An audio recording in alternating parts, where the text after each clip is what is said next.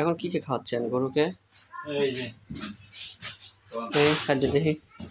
খাদ্য হইলে মনে করেন যে এই ভুসি, আর এটার মধ্যে মনে করেন যে গম আছে, ভুট্টা আছে, খৈল আছে, তিনটা একবারে? তিনটা একবারে। এটা আপনি বানাইছেন? হ্যাঁ, এটা তো ভালো। গম, ভুট্টা, ভুট্টা আর খৈল আর এই ভুসি। আর ভুসি। যাক যাক, ভালো হয়েছে, এখন আগের থেকে অনেক ভালো হয়েছে, সুন্দর হয়েছে। এখন খাই কেমন? খায় ভালোই খায়। যাই খেয়াল অনেক ভালো। ভূতে বেশি কথা বলছে। এগুলো গুতো, এগুলো কস গরু তো, বুঝছেন? আপনার গরদান দেখতেছেন, গরুগুলো এখনই হবে, বুঝছেন?